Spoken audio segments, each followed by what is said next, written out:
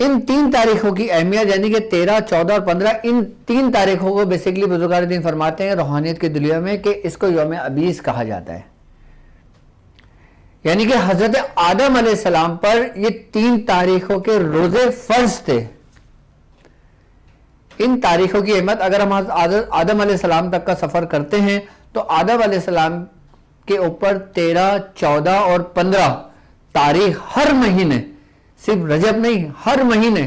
13, 14, 15 ये रोजे हजरत आदम अलैहिस्सलाम पर फर्ज थे। अच्छा, अब हजरत आदम अलैहिस्सलाम पर रोजे फर्ज कैसे हुए, उसका क्या रीजन था कि जो अल्लाह तबारक तआला ने आपको हुक्म दिया था। कहते हैं बुजुर्गान दीन कि जब हजरत आदम अलैहिस्सलाम की दुआ कबूल हुई,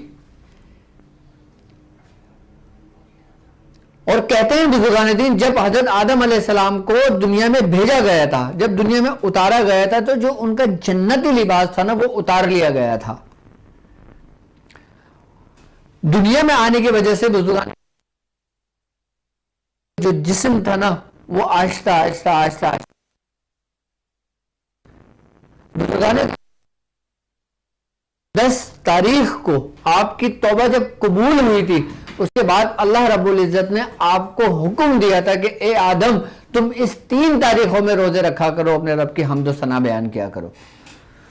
बुजुर्गान दीन फरमाते हैं कि जब आपने दुरूद शरीफ की कसरत करी, जब आपने रब की हम्द व सना बयान की, तो 13 और 14, 15 रजब, यानी कि जब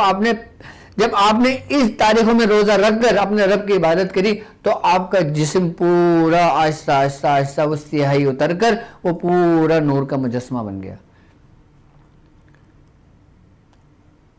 यानी आप अपने रब की तरफ लौट आए।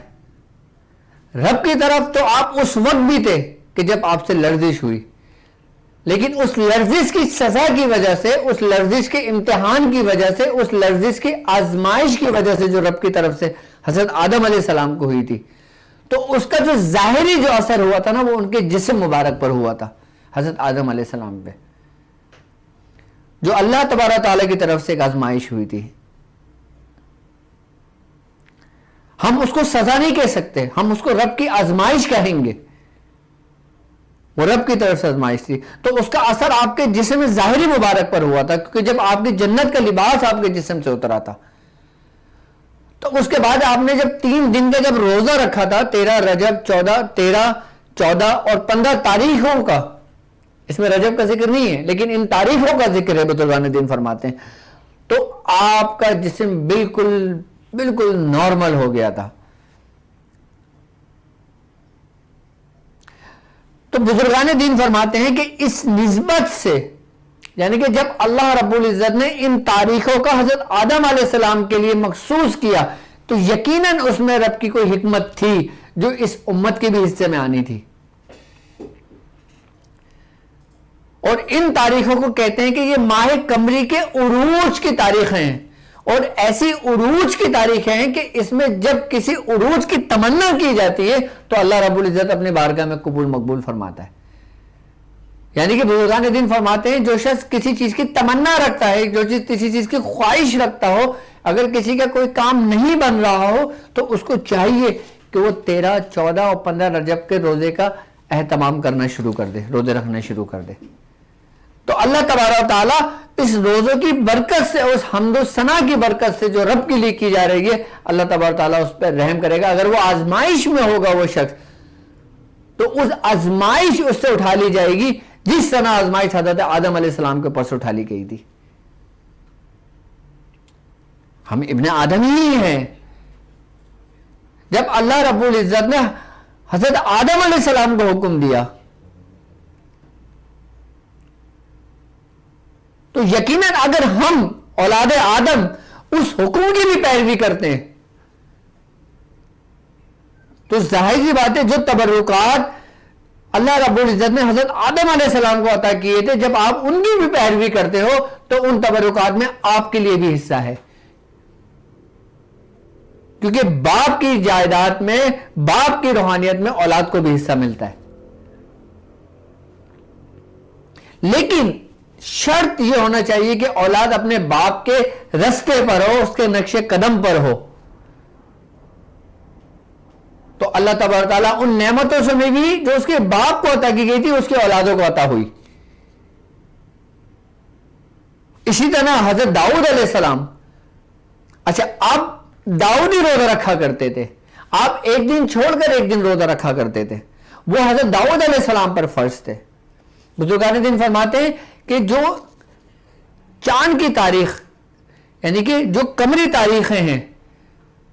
तो उसकी 1, 3, 5, 7 जो ताक तारीखें हैं उन तारीखों में हजरत दाऊद अलैहिस्सलाम रोजा रखा करते थे। यानी कि आप दाऊद अलैहिस्सलाम एक दिन रोजा रखते थे, एक दिन रोजा नहीं रखते थे, आप एक दिन रोजा रखते थे, एक दिन रोजा नहीं रखते थे। यानी कि आप ताक तारीखों में रोजा रखते थे और जुफ्त तारीखों में आप रोजा नहीं रखते थे। ये पूरा महीना आपका मामूल था और कई सालों तक ये मामलात रहे हजरत दाऊद अलैहिस्सलाम के। यानी कि हर तारीखों की, हर माह में हर तारीखों की कोई ना कोई अहमियत जरूर रही है अगर हम उसे समझें तो, क्योंकि रब की निशानियां हर जगह हैं अगर हम उसमें गौर व फिक्र करें तो। यही 13, 14 और 15 रजब। अब रजब की अगर हम बात करते हैं तो रजब ये कहता है, रब ये कहता है कि रजब मेरा महीना है, और जो रब का महीना हो और वो तारीख है जो अपने माह उरूज पर हो, यानी कि अगर 13, 14, 15 देखें तो यहां पे चांद अपने पूरी जोबन पर होता है, पूरे उरूज पर होता है, जिसे हम 14वीं का चांद भी कहते हैं। अब 14वीं का चांद होने से मतलब इन पूरे माह की उरूज का मतलब यानी कि रब्बे जुल जलाल की बरकत, रब्बे जुल जलाल की तजल्लियात, रब्बे जुल जलाल की इनामात भी अपने उरूज पर होंगी, उरूज पर होती हैं। और खासकर इस माह रजब में, और खासकर इस माह रजब में कुछ खास अमलियात भी शुरू किए जाते हैं, जैसे मुख्तलिफ अमलियात हैं जो सिर्फ 13 रजब से शुरू किए जाते हैं। अब जैसे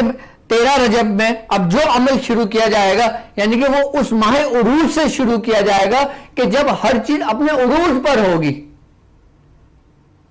और जब किसी उरूज पर कोई अमल शुरू किया जाता है तो उसकी कामयाबी के इसरार, उसकी कामयाबी का रेशियो, उसकी कामयाबी तकरीबन 100% हो जाती है, यानी कि उसको कामयाबी जल्दी मिल जाती है उसको, अगर जो माह उरूज के अंदर कोई अमल शुरू करता है। अच्छा, माह उरूज में हर अमल नहीं शुरू किया जाता, मखसूस अमल होते हैं, वरना अक्सर और बेशतर बुजुर्गान दिन आपने सुना होगा, आपने देखा होगा, आपने किताबों में पढ़ा होगा कि अमलियात की दुनिया में ज्यादातर जो आमिलीन हजरात होते हैं जब अमल अपने शागिर्दों को शुरू करवाते हैं तो माह इब्तिदा से करवाते हैं, यानी कि महीने की शुरू की पहली तारीख से शुरू करवाते हैं। अब जिनकी शुरू की तारीख की पहली रह जाती है तो बुजुर्गान दिन फरमाते हैं कि 9 चंदी जुमरात से शुरू कर लो। अच्छा, हमारे 9